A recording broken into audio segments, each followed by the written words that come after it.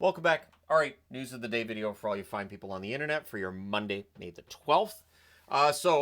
News, pretty full board. Let's start this corner with Max Domi. So coming out of last night's game between Florida and Toronto, that got kind of ugly towards the end there. Domi has been fined for boarding Sasha Barkov. If you wanted a suspension, it's not there. If you expected a fine or a suspension for anybody else from that game, also not there. Evan Rodriguez, last that I saw, was being evaluated after last night's injury, so we'll see whether or not he's able to play in Game 5. His status is still up in the air there. A lot being made about Austin Matthews and his struggles, and people aren't wrong. Matthews is really fighting it. And since we're into, year 9 of the Toronto core around Matthews, I think it's worthy to discuss his play and just whether or not this works. In the event that Toronto's not able to get past Florida and Florida knocks them out, I don't know what changes you make, but it does feel like those changes around the outside haven't necessarily fixed everything. So I understand the series is still going. Toronto could still win it, but in the event they lose this series, and if Toronto is not seeing production from Matthews, what do you do then? So something I think would have to change, because I don't know how much progress this team has made over the last 9 years. So we'll see. But it does seem to be psychological with Matthews too. So yeah, we'll see what ends up happening there. So we'll get to tonight's action, then I'll come back over here. Tonight, starting at 7 Eastern, 4 Pacific, we have Carolina hosting the Washington Capitals for Game 4. A must-win for the Washington Capitals as Carolina leads the series 2-1. On the goaltending side of things, both of these goaltenders are lights out in the playoffs in terms of the advanced stats. Thompson, 9.3 goals saved above expected in this year's playoffs. Freddie Anderson, 9.2 goals saved above expected. They are 1 and 2 in goaltending in the playoffs. It is part of the reason this series is so low scoring. So you combine really good goaltending with the styles of play these teams employ, which is about suppressing shots for the opposition, you're going to have low scoring games. The Caps in this playoffs, 2-0 when they've lost a game. So pretty good at bouncing back if they've had a loss. The Carolina Hurricanes on the other side of it, 4-0 at home. So something has to give there. Did the Canes take their first home loss, or do the Capitals lose their first back-to-backs of these playoffs? Mark Jankowski not expected to play for the Carolina Hurricanes tonight, but they've been without him for the last few games anyways. They should be fine. Now we'll come over to the PWHL side, and the reason why I'm wearing a Montreal Victoire jersey. Catherine Dubois scored in the 4th overtime in the longest game in PWHL history last night. It went over 5 hours. It ties the series against the Ottawa Charge at 1. Since it's a best of 5, that's huge, because instead of it being a 2-0 series lead for Ottawa, they just need 1. Well, now it's a 1-1 series. Now, the other series, Minnesota beat Toronto, did not need overtime there, 7-5. So the Minnesota Frost lead that series 2-1. They just have to win one of the next 2, and they're done for Toronto. Now they have to win back-to-back in order to move on to the final, where they play either Montreal or Ottawa.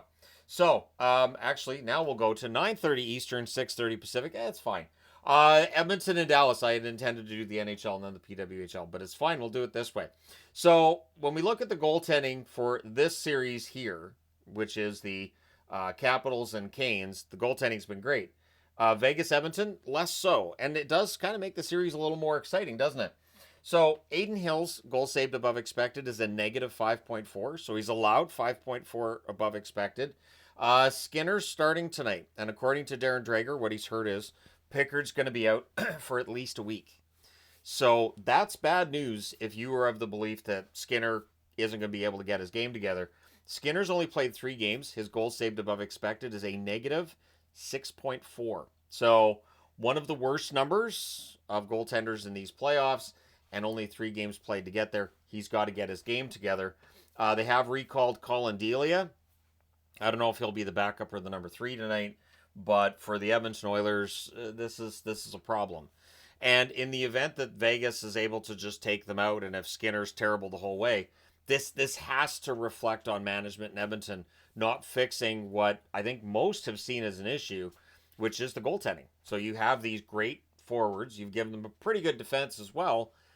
Now the goaltending's letting them down. Even Pickard's advanced numbers, a -1 when it comes to goals saved above expected, which is better than Skinner, but it's still a little below water on those advanced numbers. So we'll see what happens tonight. Let me know who you think wins those games tonight. All right, moving along. Pete DeBoer is still expecting Miro Heiskanen back during this series, but he has said it enough that I'm starting to wonder if he believes it. Sort of some cup and ball action going on there. Where is the ball still under any of these cups? Am I being had? But either way, Pete DeBoer is expecting Heiskanen back, but there's no rush. Dallas is up 2-1 in the series, so there's no reason to rush him back.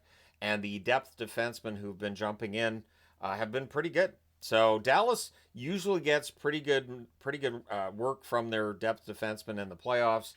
That's been the case for a long time on this channel that I've talked about depth defensemen I've liked in Dallas. So, yeah. And then from last night too, Marchment, when he sort of slashed at the official last night, apparently at the start of the third period he did apologize for that. And I'm not saying that's why there wasn't any kind of report put in, but the official at the end of the game did not put in an abusive official report on Marchment, so no fine handed out. Nothing from the league. I'm sure that him going over and apologizing may have helped. It was barely a tap, but the reality is you can't touch an official. You just can't. That's the rule. You can't touch the officials. So nothing for Marchment, but he does tend to kind of try to get penalties, and it is that fine line. We've talked about Michael Bunting multiple times on this channel. Looking back, Alex Burrows had that problem as well, where you kind of had to really slash Burrows to get a penalty. And there's other players, just as a Canuck fan, I remember Burrows at times just could not draw penalties. So things with the New York Islanders don't seem to be going great. Their search for general manager, it's still up in the air. Ken Holland reportedly turned down the GM job, so doesn't not all that interested. I'm not surprised. I was more surprised to hear that he was in the running, since when he left Edmonton, it seemed like he was retiring. And usually if somebody's retiring, they're not necessarily coming back. I'm a wrestling fan. I know that retiring doesn't mean anything. And I've watched enough comic book movies and read enough comic books to know even death doesn't necessarily mean anything. But the reality is that I don't necessarily blame Holland. But it feels like maybe there's something else going on with this job here. And that maybe this has kind of gone sideways a little bit. Lou Lamoriello was removed from the Islanders website. There's an article from Russ Macias, and I will link to it in the description to this video, because it's interesting. Lou Lamoriello was removed from the Islanders website when they dismissed him. Now he's back. So he may very well be helping them decide on the next general manager. Apparently, Jarmo Kekalainen, formerly the general manager of the Columbus Blue Jackets, and Mark Bergevin, former Montreal Canadiens general manager, have been interviewed. But these are not like, second, third, and getting down to it kind of interviews, right? This is not, they're on the verge of making a decision. This is just the talking phase and, figuring out how this is going to work.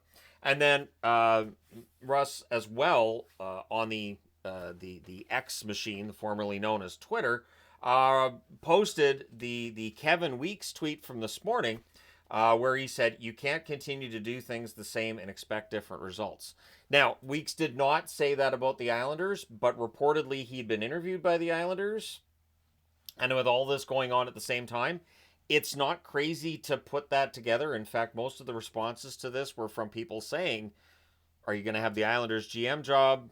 This kind of thing. So it is at least being perceived that he is talking about the New York Islanders here. Maybe the Islanders want somebody who's going to do things the same as Lou Lamoriello. And if we're interviewing for the job and you don't have the same mindset, maybe you're out of the running at that point. So I do wonder, too, if the Islanders might be taking a similar tactic to what I've talked about with the Vancouver Canucks, where maybe there are those who think they need to do some sort of a rebuild, and they're saying, no, we want to just stay in the playoffs and stay in the hunt. So we'll see what happens there. But the question that's out there is, the longer this goes, does Lou Lamoriello make the choice at the draft? Like, you've got a draft coming up in about a month here, so you got to get a GM for that. Would Lou be the guy making those decisions? Decentralized or not, you still need a general manager to make those picks. You can't just hand that over to like an AI or anything. So, yeah, we'll see what happens with the Islanders, but at this point, it just seems to be really kind of up in the air. So, Winnipeg, Connor Hellebuyck, talking about goals saved above expect and everything. Hellebuck's at the bottom. Negative 9.6 goals saved above expected. What's interesting with Hellebuck is he got the shutout in game 2. He looked really good. Last night, less so. So for Hellebuck, he really does need to get this together. I talked about with Matthews, the seeming mental hurdles that go on there and not being able to get over them. And with Hellebuck, it feels the same. And Hellebuck on the road is not the same as Hellebuck at home. So what Winnipeg really needs to hope for is that Hellebuck finds his home game for game 4, or Dallas is gonna beat him, and then we're going to be looking at Winnipeg needing to win 3 in a row to go to the next round. And even though 2 of those would be in Winnipeg, I don't like their odds. And then at that point, then I'm doing a video where I'm talking about the President's Trophy winner again and not winning the Stanley Cup.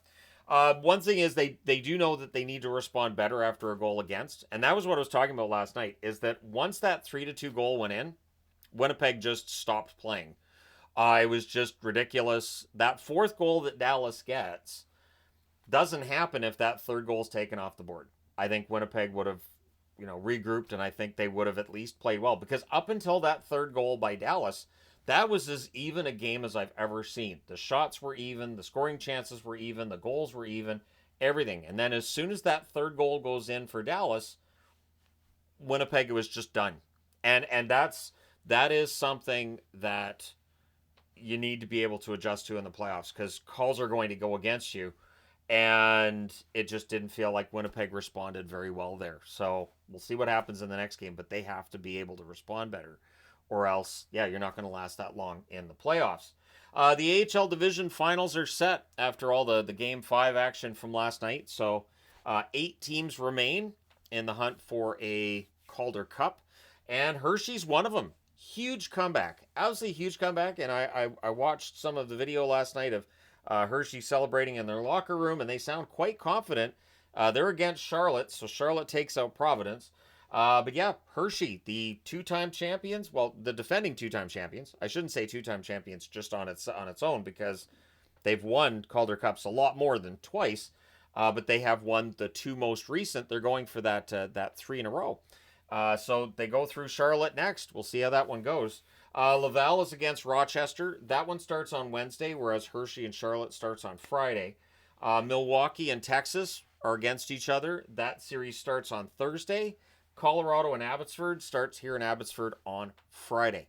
And I'm not going to be able to go to that game live, because there'll be a bunch of NHL stuff going on Friday. But either way, at least on Friday, let me just double check. Yeah, we're near the end of the video. I can just pick up my phone and you guys can talk amongst yourselves about how's your day going. So the games that would be on Friday would be Toronto and Florida Game 6, so we know that's happening. And Game 6 between the Golden Knights and the Oilers. Good chance that's happening too. So how did Rogers not get Toronto or Edmonton on Saturday? That's bonkers to me. But anyways, I've noticed with the scheduling that almost always Toronto games would be on Saturday, but it feels like ESPN calling the shots means not necessarily. So yeah, the AHL Division Finals that get started, the earliest is Laval-Rochester on Wednesday. That is a best-of-5 series. All of them are best-of-5 series. And then I believe the next round where you're into the Final Four, then you get into best-of-7s. So let me know your thoughts in the comments section below, as always. Hit like and subscribe in the event you may not have done so already. Thank you guys so much for all your support, as always. I will talk to you again soon.